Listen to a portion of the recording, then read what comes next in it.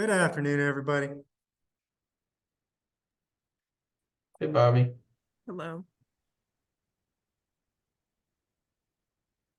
It's a really good sign when the instructor has problems getting on the right Zoom meeting, right? That's usually a good. Hey, at least you're early.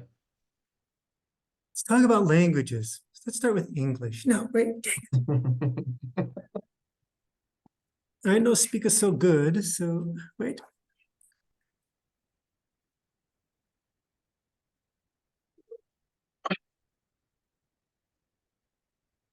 May switch rooms just because there's enough noise in this one. You can go to my desk if you want. And you can plug All into right. the monitor.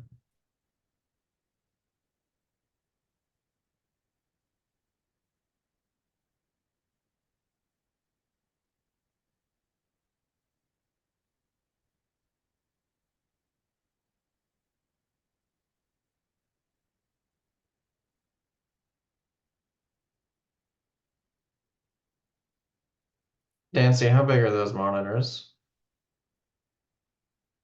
6 billion. They're smaller than they look on the screen. Oh, really? I think they're like 27 inches. Oh man, they look like it looks They like look humongous. I don't know why Yeah. they look so big.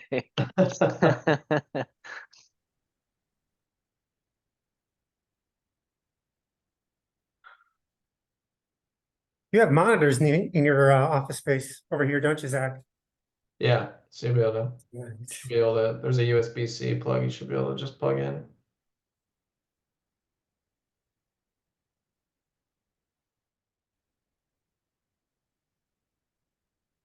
Natural lighting and everything. Hand print on the window.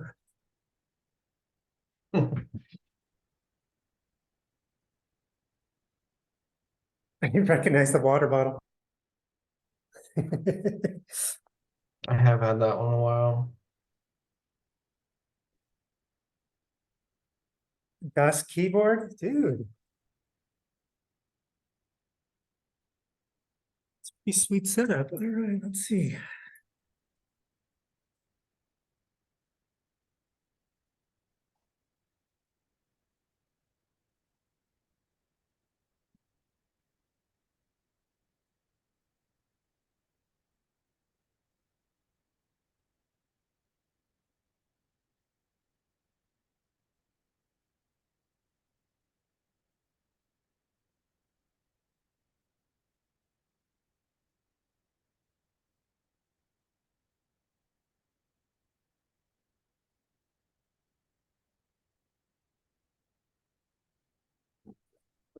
All right.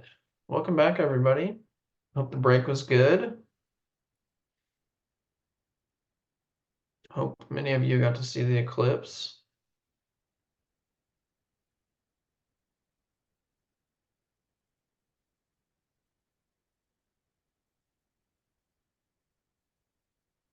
It's be a good setup once I get it all figured out.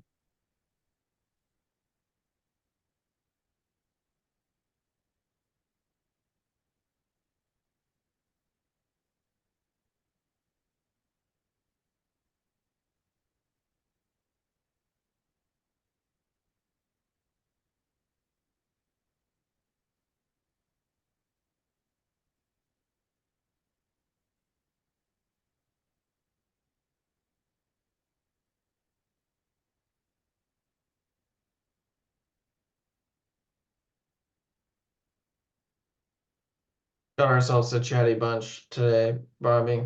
I could People tell. people that make it this far are the real nerds. It's a good sign. Yeah. Means we got the right people in the room. All right. I don't have anything to give updates on or anything, so take it away, Bobby. All right, so thank you, everybody. I've got everybody up on the screen here, and I've also got the OK Coders chat channel. So hopefully, if you guys put in messages and stuff like that, I'll be able to see them. First of all, I'd really appreciate it, anyone who could turn on their monitors. It's really weird talking in a cave all by myself. And honestly, I don't want to have to stare at Zach the whole time. just the constant having a full head of hair just annoys me. So anybody who can, I would greatly appreciate it. Yeah, also, if you have a question, you can raise your hand with the reactions. You can drop one in the channel and I'll try to notice it as soon as I can. And or you can just unmute and start speaking up because you're not going to bother me at all, I promise.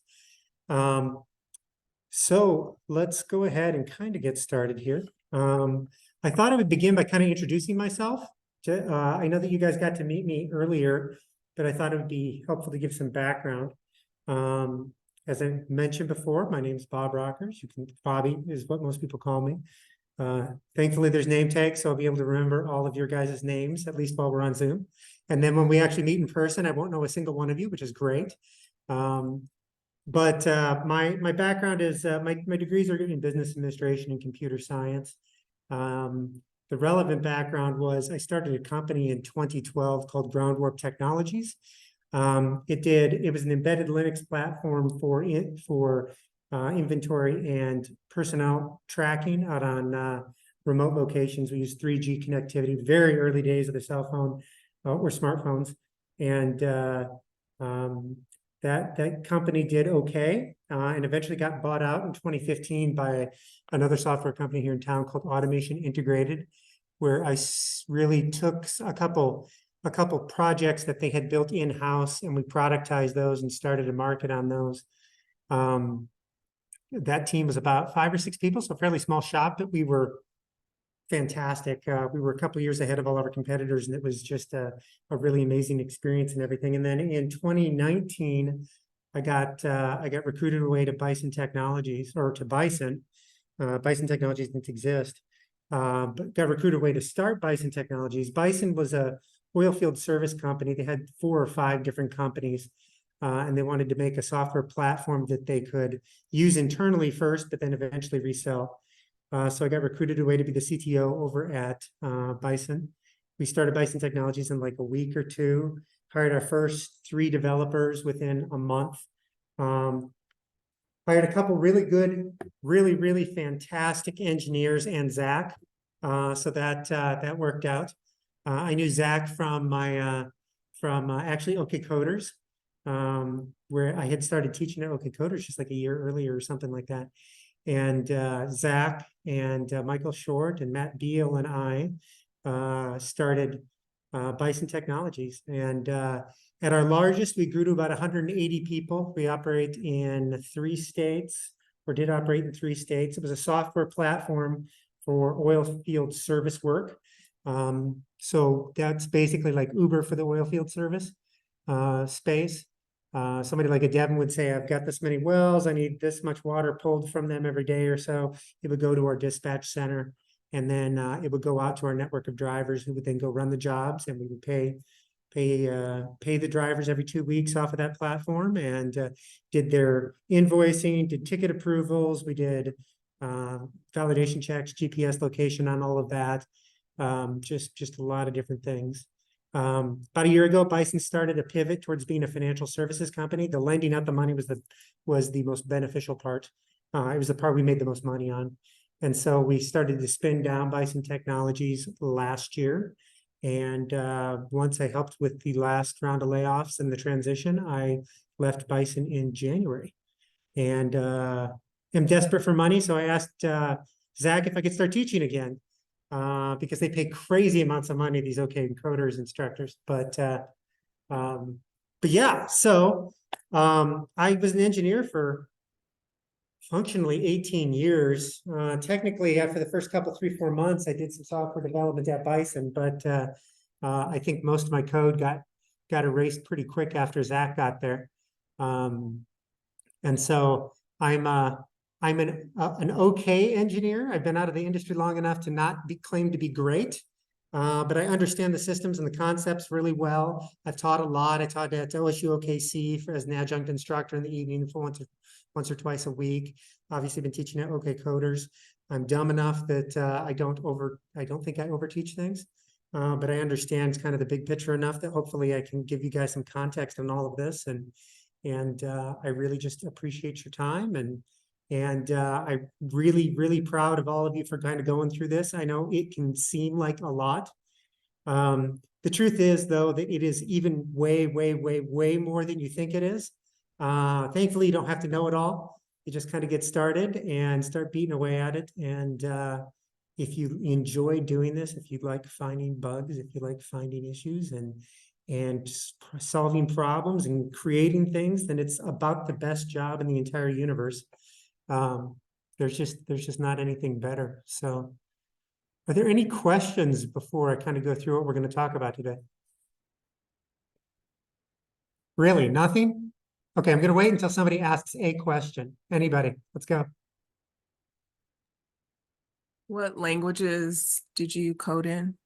See, she gets extra credit. You got an A in the class right now, based solely on the fact that it was a good question and she stepped up to ask one. Way to go. So I graduated in 2000. So nobody uses the languages I started with. I actually started with Perl CGI because that was the only thing that was around at the time. Did a stint in Ruby, and then went to JavaScript pretty quickly after Node came out. The Groundwarp's tech stack was actually a Perl Catalyst application with the back end was in, oh my gosh, I can't even remember, Backbone JS, I think. And then we used CouchDB for the database.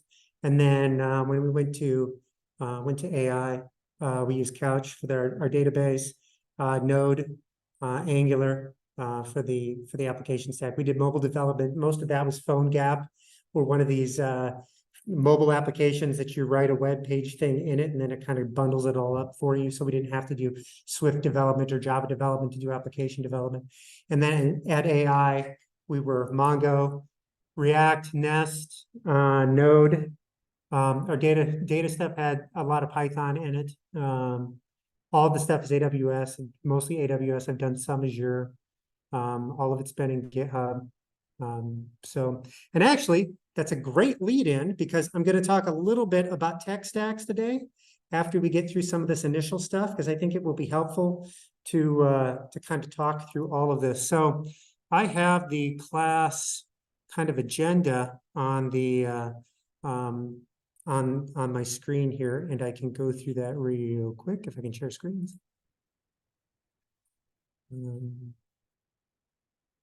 I think that's the one.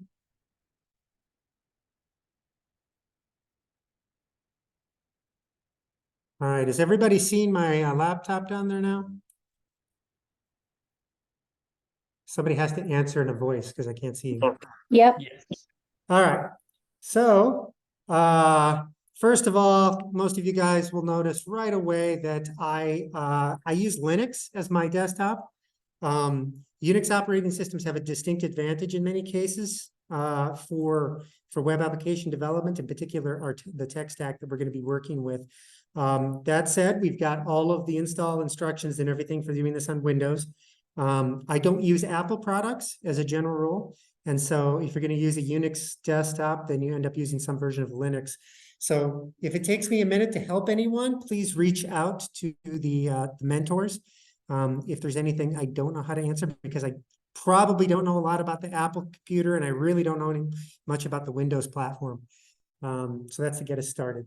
But we're going to step back just a little bit from what you guys have been doing so far. You guys have been doing JavaScript. That's great. JavaScript is a fantastic language and is probably the most important language you can be learning, because no matter what you're doing, you're going to end up doing some JavaScript, either through your web or through your mobile side for at least the visualization side, and possibly for some of the server-side rendering and things like that. So that's part of the reason that we choose JavaScript and Node, which is just compiled JavaScript for this class. But we're going to step back a little bit, because while you can learn JavaScript, you actually have to know some of the other stuff around it. The reality is that when you're doing application development, there's several different pieces that make up your application stack. And so we're going to go through some of that so that I can kind of show you what that's going to look like. If you guys look in the Module 3 section under week 1, there's some instructions to go through here. You can take a look at that. We'll talk about today the command line. All of you need to know the command line. All of the web pathing is actually all based on Unix command prompting. And so understanding that will help anyway. But in addition, most of the pathing and stuff that you're going to have to do once you start doing anything more complex is going to require that you be able to move files around via the command line, write some scripts via the command line, copy, paste, find out where you are so you can understand where the files are relative to where you are, that kind of thing. So we're going to do a little bit of command line work today. The whole tech stack. So this is everything that makes up a full stack application development. If you are going to build anything that's going to be consumed and used and accessed via the web or via mobile platform, you actually need to do several different layers of this stack. And we're using a particular one in this class so that we can teach you guys full stack development. And so that's kind of important. And I want you guys to understand the wording and the language.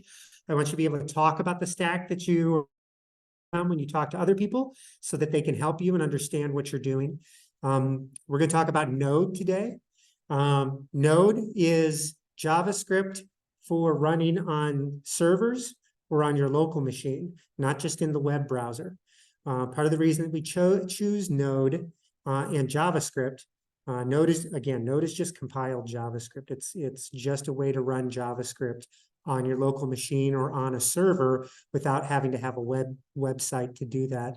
The reason why we use Node is because that keeps us from having to teach a different language at each of the, and when we talk about back-end programming, we can teach JavaScript for the front end and JavaScript for the back end in both cases.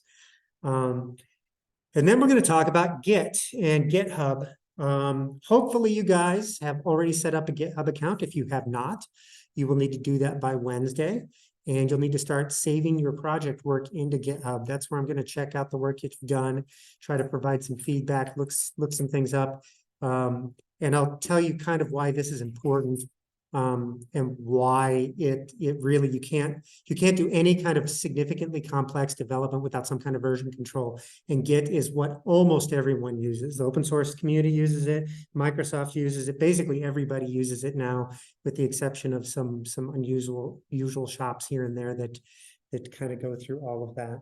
So are there any questions before I move on? I have a tendency to talk fast. I tell stories, and I am excessively opinionated about almost everything. So speak up, interrupt, ask questions. Please do not let me leave you behind anywhere because I'm just talking faster than is actually useful for anybody. Anything, anybody? Got something?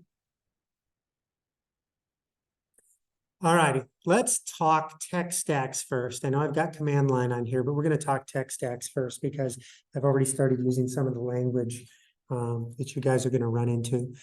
When we talk about a tech stack, what we're really talking about is the 4 or 5 different tools that make up the different parts of your application. So if we look over here at this diagram, so far you guys have been writing some. This N stands for Node or JavaScript. Just think JavaScript when I say Node. You've been writing some JavaScript and you've been loading it in your browser locally on your local computer.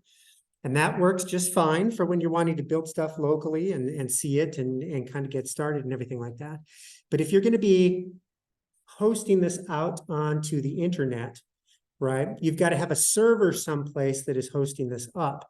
And so it goes through the internet, and then that server is actually responsible for sending that information down to the local computer. When you go to www.google.com, the Google server says, hey, here's your files that you need to render that web page. You guys have done HTML and CSS, right? It sends those files down in the format of HTML, CSS, and JavaScript, and with instructions on how to put that together, which is what HTML does. And then you render it locally, but the files are actually being sent from the server. So in this case, we have a server, and it's running, in our case, Node as well. So this is called HTML, CSS, and JavaScript portions of the part that get rendered on your local machine. Whether you're doing them locally or whether or not those files are sent down and then rendered on your browser is called front-end development. It mostly consists of things like buttons and forms and text and layouts and all of the things that you guys have been doing. That's all front-end development. All right. This is the most common type of development for new developers. When you get started and you get your first job, most jobs have a tendency to be front-end development. You're responsible for making web pages and buttons and layouts and structures and forms and getting the pictures to line up and having things happen when you click on stuff and all of those kind of things. It's a very, very common first-time job. And a lot of people spend their entire careers inside of front-end development. Really fantastic front-end developers are worth their weight in gold. So people who have a tendency to really enjoy design, who enjoy colors and layouts and formats and images and flow and making things simple for users, will kind of stay in the front-end development space because they get a chance to see the stuff they're working on, right? Then we go to the back end here. And on our server, we're also going to run JavaScript via Node. All right. So the server that's responsible for actually dishing this stuff out, we're going to be writing in the same programming language. Yeah, and that's part of what we'll talk a little bit about once we get to week, maybe 2 or 3, start talking about some of the back-end server development and what that looks like and how to make that work. And hopefully next class, we'll actually start spinning up some web servers that you guys can throw up on a hosted site, and then everybody can see your websites, not just they don't just have to come to your computer to see them. You can put them out there, and if you want to, you can buy a domain and have people come take a look and everything else like that. The last piece, this is called back-end development, by the way. So if you're writing code on the servers that's just going to send data, often you're just sending lists of things, or you're sending JavaScript objects that are going to be re-rendered in the front end with the original payload, right? And so a lot of the stuff you do on back-end development doesn't necessarily get seen. You're going to just be sending data back and forth. You're going to be receiving data, doing something with that data, and sending data back to the browser in this case, and that is that's your back-end development or back-end frameworks, depending on how we're kind of working on it. And then finally, the last piece is that your server itself has to store things on occasion. So think about things like usernames and passwords, right? You don't want to have 25 servers that all have to be logged into separately. You want these servers to share data between them, kind of like sharing files between them. And so that data has to be stored on some kind of database, okay? And that database is the thing that stores any information that's going to be maintained for long periods of time that you want your users to be able to have access to. So think wish lists, think playlists, think your shopping cart, think any maps that you've saved, email, anything that is going to be managed in the long run. Because this level right here, this server, you might have 2,500 of these running, but they all need to be accessing the same data. They all need to be looking at the same username and password, because if you just store the data on the server, that means that every time somebody hits another server, you're going to run into the problem of that server's not going to have any memory of them if they haven't visited. So if the server talks to a database and that database stores all the files, then no matter how they hit the server in whatever country or whatever's going on, it's accessing the same files, and that user can log into Google anywhere in the world on any server in the world. There's a really good chance if you log into a big site like Gmail that you've never hit the same server twice, ever. And that's because they run so many servers and they spin them up and they shut them down and they deploy code to them and they change them out and do all kinds of stuff. But the database stores the same data all the time. So when we talk about a stack, we're talking about the tools on the front end, tools on the back end, and the database. All right, so we're talking about, and then most of the time you're also talking about a programming language that you're using, right? So in our case, in OK Coders, we use something called a MERN stack. All right, that stands for MongoDB, which is our database. All right, Express, which is the tooling that's on the server. We could write all of the code ourselves in JavaScript, but because so much of the work is identical every single solitary time, you're writing, you know, post, put, get, drop, and whatever routes. You're taking data, you're processing it, you're sending it to some kind of process that's going to do something. You're going to return that data. A lot of the work is identical every single solitary time. So you don't want to have to rewrite that every time, and you really don't want to have to write it from scratch. So you use a toolkit. In our case, we're going to use Express to do most of that work for you. So you can just write in JavaScript the code that's unique for your particular application. All right. So Express is the toolkit we use in the back end.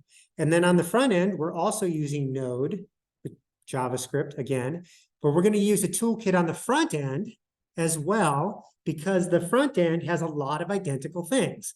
What's more is you don't want to have to write the same HTML and CSS in 8,000 places. When you change your CSS, you don't want to have to change it in 10 different places to make your website look the same. You'd like to be able to change it in one. And toolkits like React allow you to reuse components, reuse code, use modules so that you don't have to rewrite things multiple times. You can make a button type and then just drop that in 100 different places. And instead of having to write that toolkit to do it for you, we use an existing toolkit out there that's taking care of all of the different problems, like, you know, rendering buttons and what happens when, you know, what it looks like when it's depressed and how these are laid out and how the formatting gets shifted around. We start with HTML and CSS because you can see it immediately, but also because you need to understand the things that React is actually doing under the hood.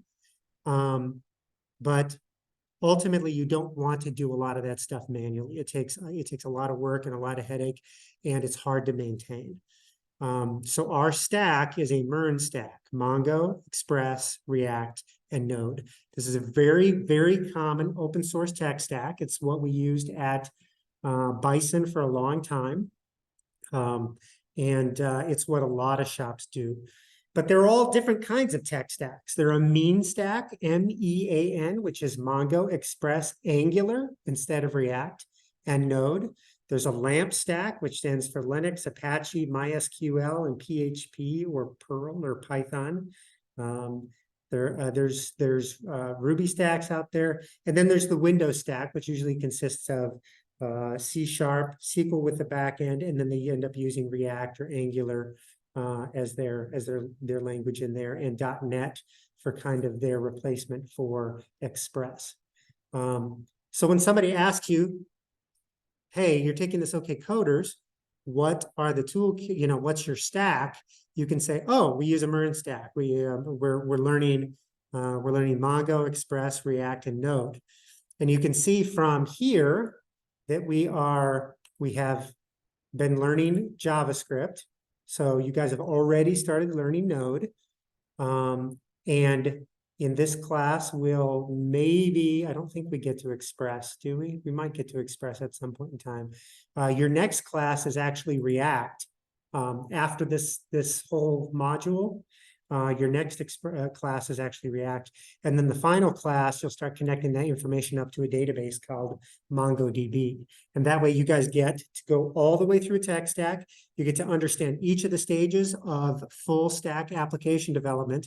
And then when it comes time to work someplace, if you don't work on a MERN stack, you only have to learn one or two of these things. Like maybe you're doing Angular instead of React. So you only need to learn the Angular pieces, and it's very similar. If you're doing the same kind of things, so you don't have to relearn everything. You're only learning the parts that are kind of different between one and the other, and that's true for each one of these. Whether you're talking about Ruby instead of JavaScript, or whether you're talking about PostgreSQL instead of MongoDB. And that is a lot I have just kind of laid out on everybody. Are there any questions before we move beyond that? Come on, there's got to be some questions. There's a lot there. Come, speak up, everybody. What's the difference between Mongo and SQL? Okay, so there's a lot of different databases. Most of them are nearly identical. Except for they are nearly identical in one of two ways. Most databases are either what are called relational databases, These are things like SQL Server, Postgres, MySQL, Oracle, DB2, any of those kind of databases. And they use a database structure called, they use a database query language called structural query language. And the data is stored in a relational database, kind of like in an Excel spreadsheet. You have rows and you have columns. And that data is queried against those rows and columns. So you say, give me the data from row 2. Give me the data from column B on row 2, and it'll return just 1, right? And so you use a language that lets you look up the data on that table, okay? The other kinds of databases are unstructured data or non-relational databases. And these are databases that instead of storing table data, which is one way to store data, and it's a very good way to store data, and it is by far the best way to store data for certain use cases. But instead of storing data like in tables, they store data in what are called documents. And Mongo is particularly handy because Mongo stores data basically as JavaScript objects. So you guys have already kind of done arrays.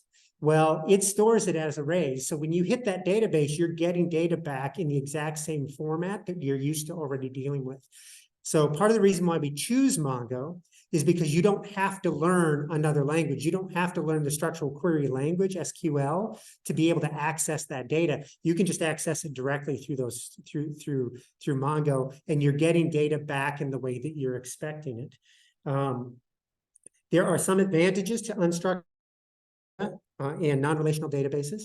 The biggest ones that matter right now are, first, that you can't do machine learning or artificial intelligence modeling on SQL databases. You actually have to dump the data out of SQL into an unstructured format. And that is not a problem for 99% of the way that people use databases, but it is a problem if you're wanting to do things like machine learning and artificial intelligence. And that is because structured data is very, very structured. It's a table, and you can't do anything without changing the table, which takes a lot of time and effort, where artificial intelligence, which is really big data combined with kind of machine learning, is the easiest way to think about it, uses inferred relationships. It tries to figure out structures that you haven't defined. So when you define the structure, you kind of limit what AI is capable of learning from it, where if the data is unstructured, it can find ways to learn it. So both of them are important. Both of them have particular strengths for use cases, but they have different uses. And we've chosen to use Mongo because it keeps us from having to teach you another programming language. You guys get to learn JavaScript on the front end, JavaScript on the back end, and what will look a lot like JavaScript on your database. And that lets us focus on JavaScript so you can learn all this instead of having to learn JavaScript on the front end, because you're going to have to learn it anyway, Ruby on the back end, because why, and SQL on your database layer, right? It keeps instead, so we can focus on one language over 5 weeks, and you can just get really, really, really good at that language instead of trying to get really kind of mediocre on 3 different languages. And that's quick question. On the MongoDB, is there Yeah. like a console? You know, I've worked a lot in SQL, databases. Is there like a console like SQL Server Management Studio, or is it all programmatically like through Java that you access it? So there is a console. There's a couple different consoles. There's also a web console if you're using like MongoDB Atlas, which is Mongo's service thing. There's a command line terminal. You can actually talk to Mongo directly through REST APIs if you're used to using something like Postman or something like that. I will provide the link. I'll update the documentation. Actually, I need to create a quick to-do list on this. Let me do this while I'm thinking about it, because otherwise I will absolutely forget.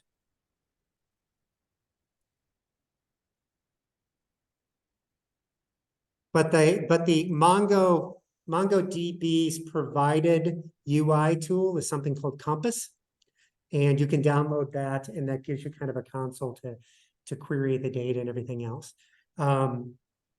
As far as raise your hands if you've got experience accessing a database like a SQL database at some point in time in history. Okay. If you're used to using SQL, the basic idea is something like Mongo is more complicated to do basic queries and easier to do much more complex queries. All right. SQL is like the king of select all from table or select data where this. I mean, it is fantastic if you're wanting to do really basic queries.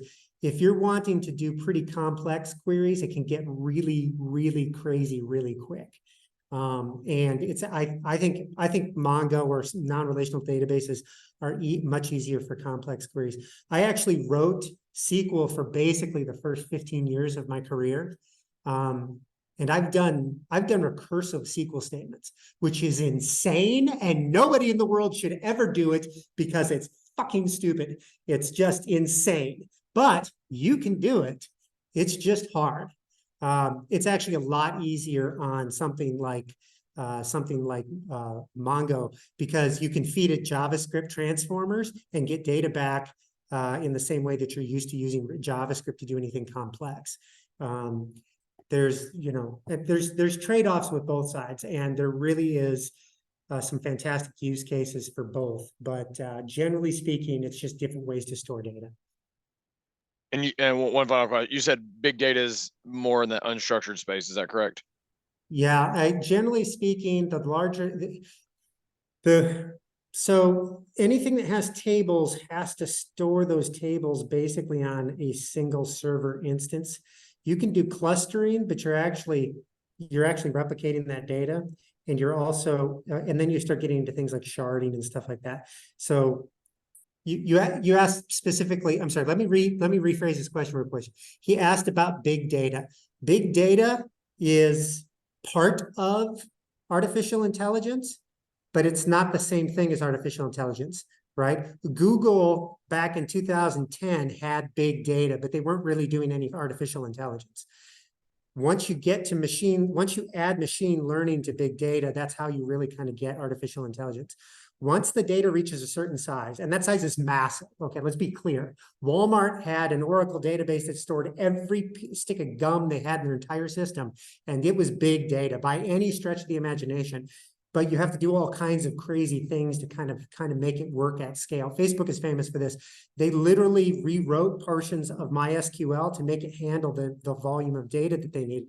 But it was definitely big data, right?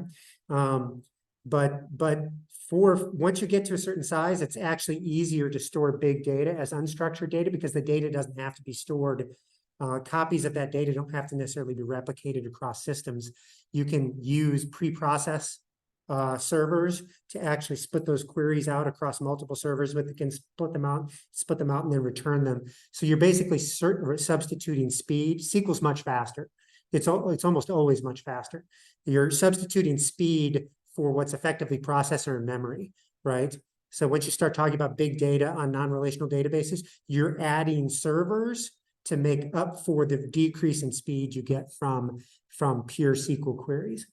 So, and that's a really complex subject. If I need to go in deeper or anybody has any more questions, just kind of please let me know. Anything, anybody? Those are both great questions. Thank you very much. Thank you. Anything else, guys? I dumped a lot on there. I cannot possibly believe that you guys don't actually have questions. I can't get my chat window to pop up. Let me see if I can get it to. There we go. Okay. I love structured databases. Yes, Jonas, I'm sure you do. All right. I hate structured databases. I did too many of them. I can't stand that. I just can't stand them. I hate them. They drive me nuts. It's so complex to do. But if I'm writing an accounting system and I've got to do dual book entry with T-tables, you better freaking believe I'm going to write it in a SQL database, because there is no way that you want to do that and try to handle all the edge cases well. So I have the tools I prefer, like Linux. I obviously love Linux. I've been using it since 1998. But I also understand why most people don't use it. I'm not even sure what to ask. Well, Allie, you've got plenty of time, and you guys can reach out to me anytime on the channel. Of course, I'll be happy to answer, even if we're not in the channel at any given point in time. So I do have one more question. Um, please, BI analytics reporting, that's traditionally unstructured, right? BI analytics and reporting is generally accessed. The data is generally accessed through a SQL database.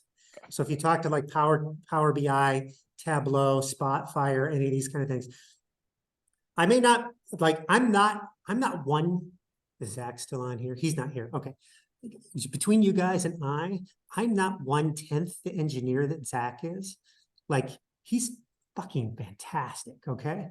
But having been in the leadership on this stuff, I actually know a little bit about a lot of things. And I also, having been an engineer for 18 years, I actually understand how all of these things fit together pretty well. So I've worked with Power BI and Spotfire and Tableau and about 18 others that no longer exist and everything else like that. So if you guys have questions, I'm generally really knowledgeable about this stuff. Where you're going to get into trouble is when when the money hits the road on some of the actual engineering stuff. So, but generally, yes, things like Tableau, which is super popular and very easy, it accesses a SQL database. And so what happens then is kind of like if you want to do artificial intelligence, you take your SQL data out of something like SQL Server and you dump that into a non-relational database, something like AWS Data Lake, right? And then you do your AI off of that. If you're talking about analytics with something like Tableau, you use something like Databricks. Databricks lets you query unstructured data using Python, and then it creates tables that are virtual tables and provides a JDBC connection to those virtual tables. So you write Python queries that then give you instead of SQL queries that then give you a SQL database that things like Tableau can hit. And that's kind of how you interact with that. Or you write queries that actually dump it into an SQL database, which is also an option. So great question. Sorry, probably too high level for everybody, but that's for most people, but that's okay. Anything else? Fantastic. All right. So we're going to move on because we've only got about 20 minutes and we need to get started. We're going to move on to the command line. So if you guys, if you're on the Windows platform, all right, let me see if I've got, yes, we're going to save the laptop screen over here. And then I'm going to move this over here so I can actually see shit. Also, I curse on occasion. I will try to stop, especially if you guys say it like really bothers you. I apologize. I will do my best to cut it out. I have a tendency to have a potty mouth about things. So, but let's talk about the command line. All right. So you guys are going to have to learn the command line to do some of the stuff that we're talking about, especially when it comes to Git and Node, which is run through a command interface. Because of the ubiquity of Unix servers, so when we talk about this portion here, you're almost certainly in most cases going to be running these on low-cost Linux instances. All right. So when we talk about our stack, front end, back end, and database, the front end is usually like Chrome or Firefox or Safari, right? Your servers are generally going to be some kind of Unix operating system, some kind of Linux. AWS is Linux, Fedora, Ubuntu are super popular. Those are the ones that get run because they're cheap. You can run a Linux server for, I think it's 0.2 of a penny per hour or something like that on the lowest tier, which means it costs you less than $5 a month to run a server on Linux. Where if you're running a Windows one, you actually have to pay for a license. And so it's a lot more expensive. There are some exceptions. If you're running SQL Server, most people run SQL Server on a Windows platform. If you're running some of the more complex Windows systems, you'll run them on a Windows platform. But generally, this is being run on a Linux platform. And And Mongo is almost universally run on Linux as well.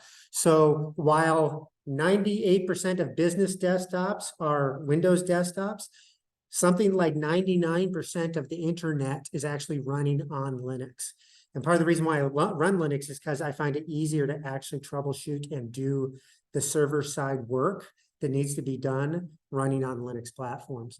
But that means you need to learn the Linux command line. And the reason why is because we don't interact with Linux servers unless you're running a Linux desktop. We don't interact with Unix via a GUI through a graphical user interface that has, your start buttons and all that kind of stuff. We actually interact with Unix via the command line. And what's more is things like Node and Git assume that they're running on a command line. There are some tools that run on top of the command line, but they're going to assume that everything that's being done is being done via the command line. So if you're trying to access a file, because you've saved some data in that file, right? It's going to want to know how to get to that file, which means you need to know how to get to it on the command line to be able to give it instructions. Okay, so we're going to start today with a little bit of command line work, and then we'll finish with a tiny bit of Git work. And then for homework, if you guys check out the class, let me see if GitHub. If you guys haven't already, I assume most of you have actually registered at GitHub because of the OK Coders class. But if you actually go to the curriculum, you'll find that there is a folder called Module 3. Inside of Module 3, there is the normal README that kind of gives you what we're working on each class. And then day 1 of Module 3 will have the README with the stuff that I've been working off of today. And it will include links for installing Git Bash, which is Git and Bash for the Windows terminal. Okay, so if you're running on Windows, you need to install this and have it running on your local machine by the next class, okay? We talked a little bit about the tech stack. There's the install instructions for getting Node. You'll need to have Node installed for the next class. So your homework is to get a command line if you don't have one. Get Node installed if you don't have it. Get Git installed if you don't have it. And then make sure you have your GitHub account. And because I'm a firm believer that the best way you learn this stuff, in fact, the only way to learn this stuff is to be doing it, I've included a command line academy and via Code Academy, a command line tutorial and a GitHub tutorial. And if you guys by Saturday could go through that, you don't have to, but you will be in a lot better shape if you do. So I'm encouraging you guys to make sure you've got that stuff installed and go through these 2 tutorials so that we can all be on the same page next Saturday when we're all here at the office. And then if you have problems getting installed, we can help you out. But you're going to find it a lot easier if you've gone through a little bit of tutorials on this. Questions about any of that before we get started? Or before we move on? GitHub or Git Bash over Ubuntu or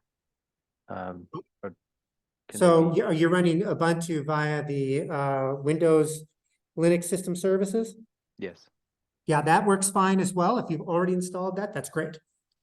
You just need to make sure you also have Git installed as part of that. All right, so I believe the Linux System Services for Windows, it effectively installs a Unix virtual machine on top of your computer, which is fantastic, and Ubuntu is a great one. I don't know if it installs Git, and you'll need to have Git to be able to get all this stuff, to get the classwork and everything kind of running on your local machine. Got it. Thank you. But I think I only heard you mention Windows. So if we have terminal for Mac, are we good? Do we have what we need All right, as far so as the command line? yeah, great. Another great question. So Mac is a Unix operating system. They actually have a GUI, the Mac OS X GUI, that runs on top of Unix. So when I talk about Linux, Linux is a type of Unix. Mac is actually based on BSD System 5, which is also a kind of Unix. So everything I'm teaching you today on my Linux terminal will work on the Mac as well as inside of Git Bash. If you try to type Git on your terminal, Mac is going to say, I don't have Git. You probably should install developers tools.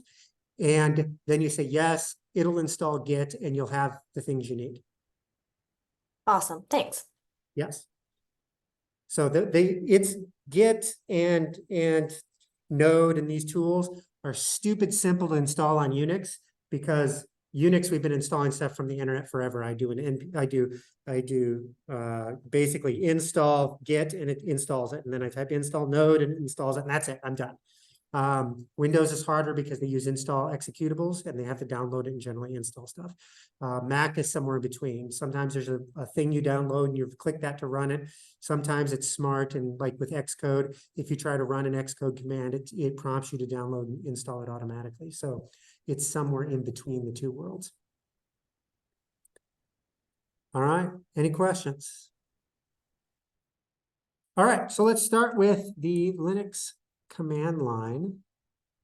I'm going to, so I've got a little thing that drops a command line from the top of my window. Can anybody see this? Nobody You should said. Yes, see yes, hello, Bobby, right now. Can you see that? yes. Everybody good. Okay. So this is the Linux terminal. If you guys open your Windows, the Git Bash or the Ubuntu terminal, or you open up your terminal for Mac, you should see something like this.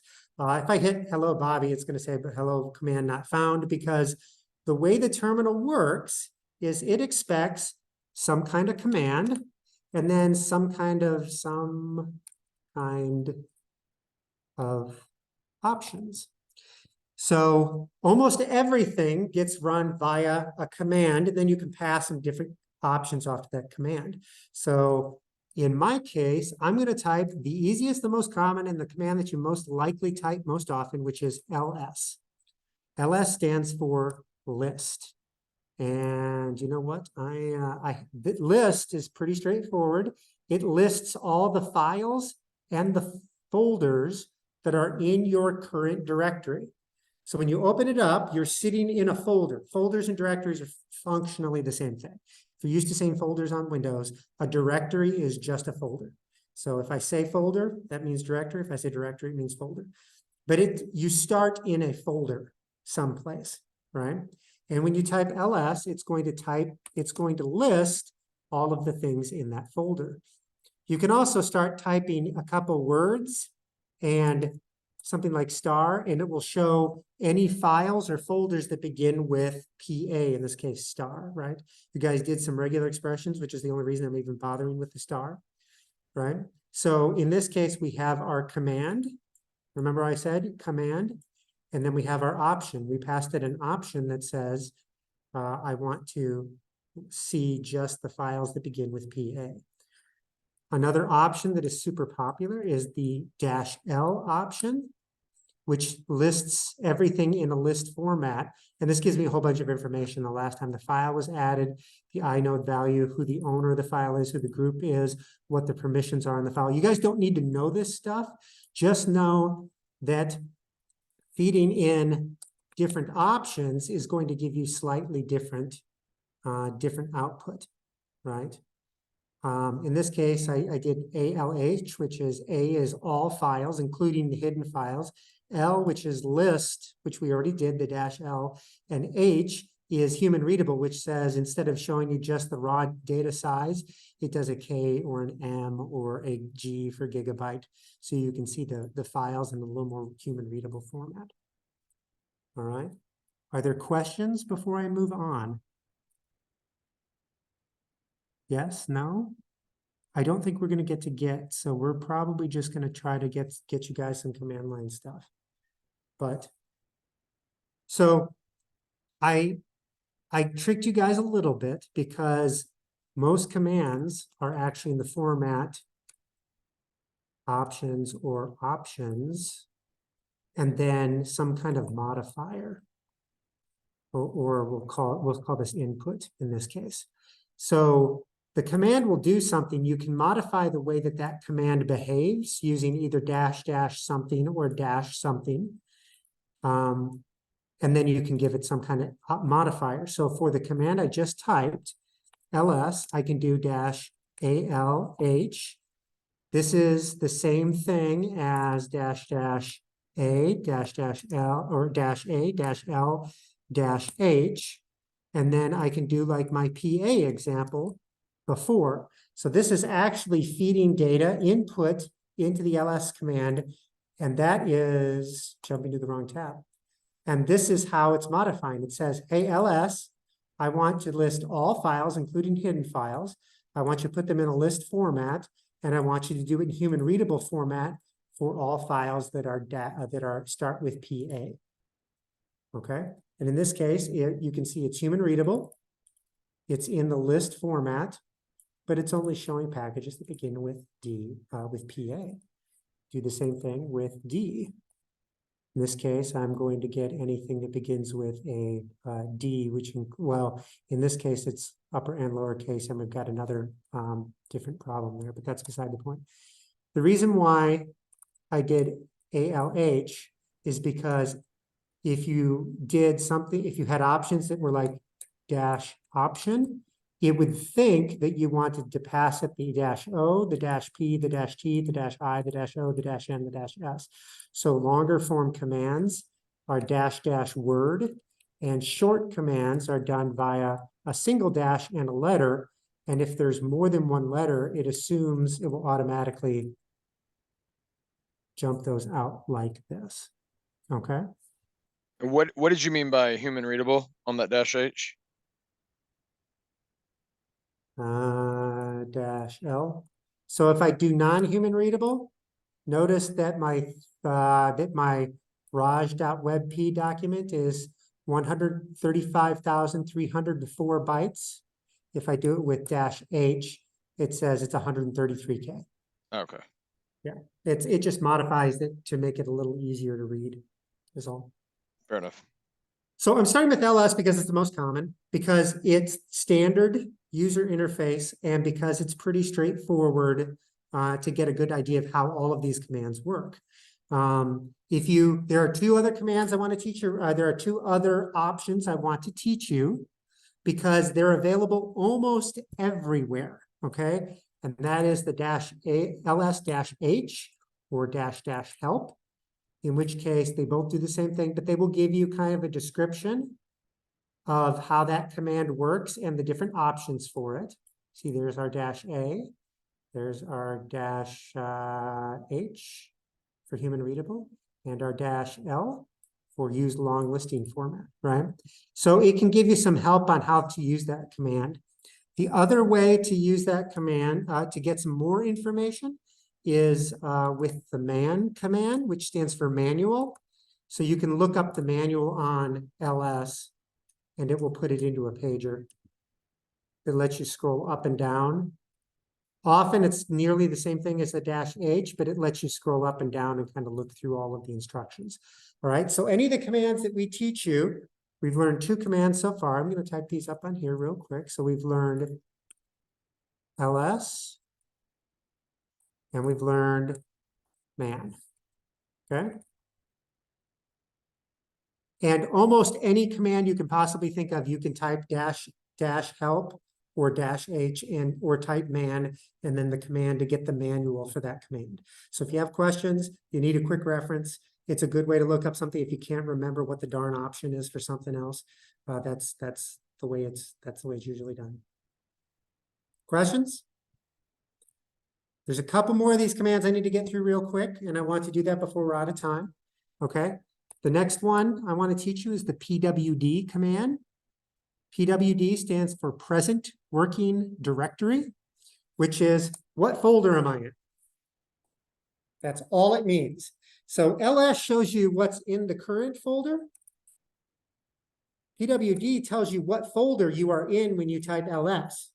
Okay. So if you type ls, it will tell you everything from here that's in the folder. PWD tells you what folder you're in. I am in the /home/Bobby folder. Questions? I need to pull up the more in the chat window because I Is can't. that the root folder? The root folder, great question. Don't stress about documenting these commands right now. There are resources and cheat sheets. Yeah. Okay, on Unix, Unix doesn't use C, D, E, F for mounting hard drives. It actually will let you mount a hard drive on any folder. you could just create a folder and then mount it to that folder. So the root of your entire operating system is the slash folder. And if we do ls, you can see that inside of, so I did slash is the root. You can see that there's a home folder. And if I change to the slash folder, you can see that under the slash folder, there is a home directory right there. Okay, Okay. gotcha. So the root of the, you'll also notice there's a root folder. That root folder is a special folder for the root user. There's a root user, which is it's like the super duper ultra administrator on the system. It actually runs on one run level lower than administrator. You can have administrators that aren't root user. Root user lets you do things like, hey, I want to send 10,000 volts of electricity to my monitor. Administrators can't do that, but root can do things like that. One of the things you run into with Unix operating systems is that you can do anything, even stupid things that you would never want to do because it will wipe out your machine. But the root user will allow you to do those kind of things. I'm an administrator on my machine, but I am logged in as me because I don't want to do things as root because I could break my machine if I mistype a command or something like that. So you'll see the next command I wanted to teach you was the cd command, which is change directory. Okay, so how do you switch into a different folder? You type cd. If I want to switch back to the home Bobby folder, I can type cd/home/Bobby. And now if I do pwd, you'll see that I am in the Bobby folder.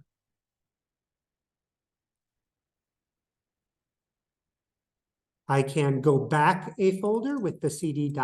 folder, in which case, instead of in the Bobby folder, I went up one folder. Of course, you're always in a folder someplace. And now I'm in just the home folder. If I do ls, you can see there's only a Bobby user on this computer. And I can go back one more, and that will give me the slash directory.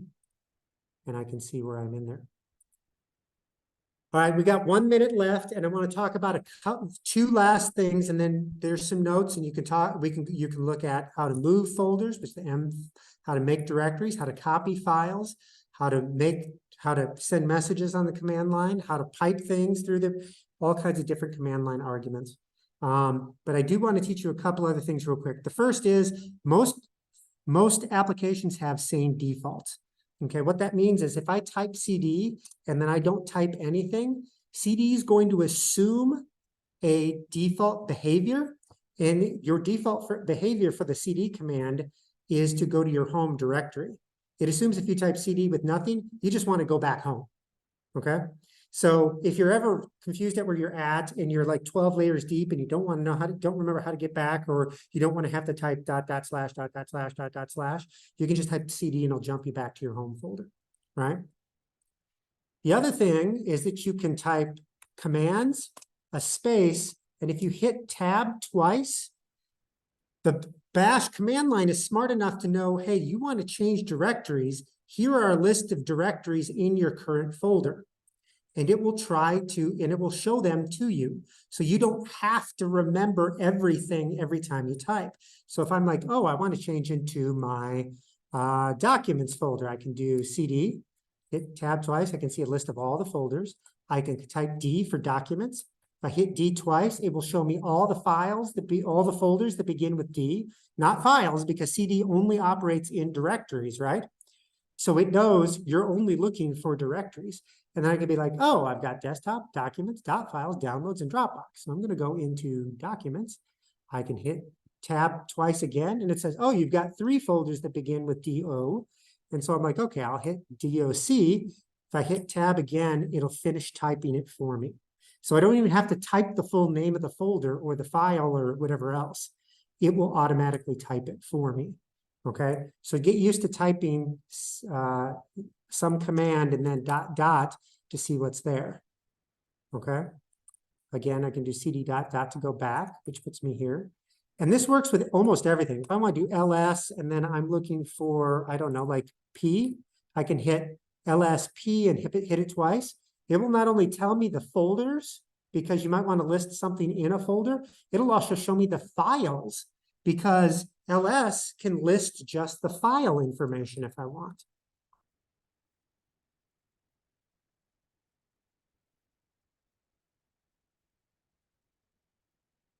PWD stands for Present Working Directory. Thank you for answering the question. All right, I am 2 minutes over already. I want to be thoughtful about this. We've got a lot to cover. I will upload the notes and the link to the Mongo thing. Actually, I'll put it on there, but the reality is you won't need Mongo Compass until you get to the 5th module anyway. So that's something. But please make sure that you have your command line installed. Please make sure that you've set up, you've installed Node.js. You will need Node for the work we're going to be doing, the JavaScript work we're going to be doing, that you've got Git installed, that you've got a GitHub account set up, and try to go through these tutorials as far as you can. That will get you a long ways down the road. Questions, comments, thoughts, ideas, hopes, dreams, reality, anything. What can I do?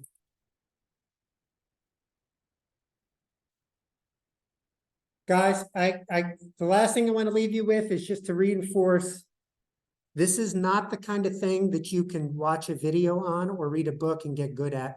I tell people who, we always have this program where you can take like IT people or project managers that want to learn development, and we'll teach them development at like Bison, we would, and then we'd send them to OK Coders and we'd give them classes and stuff like this. And they'd be like, well, what does it take for me to become a full-time developer? And my answer is, for you to get your first front-end development job, you generally need somewhere between like 200 and 400 hours of coding. Not watching videos, not reading books, not clicking around through tutorials on the internet. You have to actually be behind the keyboard. It takes you that long to figure out where the darn pipe command and where the pound sign is.